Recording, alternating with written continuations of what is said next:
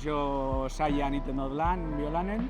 Ni izena Maitane da, ikerkuntza eta garapen sailean egiten dut lan. Gu biolanen egiten dugu lan bai osasun sektorerako eta bai elikadura segurtasun sektorerako, ez? Gure sekretutako bat dela etengabeko berrikuntza dagoela gure denean. Elikagai sektorean garutako neurtzeko metodo berri bat, kamarioetara botatzen da sulfitoa, ez usteltzeko, baltxez jartzeko alergeno bat da. Orain arte, neurtzen zen, garren hamarkadako teknika batekin, Williams deitzen dela, ikusita salan behar bat,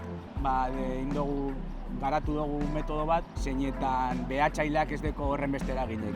Erabiltzen duzan erreaktiboak ez dira horren txarrak ingurugirurako. Eta egiten dugu sentsore horren garapena eta ez bakarrik garapena, baizik eta fabrikazioa, bai gure barne produktuetarako eta bai zerbitzu bat eskainiz beste enpresa batzuri.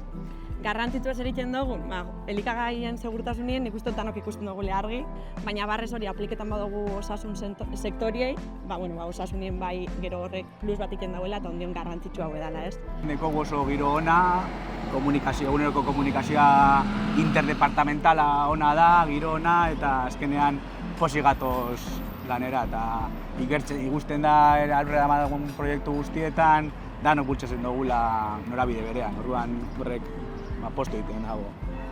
Eta barrez nik uste bai dela entornona, edo girona, bai profesionalki eta bai pertsonalki hasteko. Eta azkenean, zure lanetik aukite leku bat, hori, hazkuntza prozesu bat jarraitzeko, uste dut garrantzitsu dela eta aipamen bat aukime daudela. Lau erronka aldo guzela ondo identifikau biolanen barruen. Lehenengo izango zala nazioartekotze erronka, ez? Mundu mailako lehiakortasun honei aurre iki, ez? Baina beste alde batetik bai dekogu erronka teknologiko hori. Gero hirugarren moduen, pertsonak, ez? Bertan lan egiten dugu noi atxikipen bat aukikie, bada beste erronka bat nik uste biolanek aurre egiten da biena. Eta azkena, araudia. Biolan ezagutu nahi duzuen danoi, gonbidatute zauziela eta gure zuenien, gara zuen zain.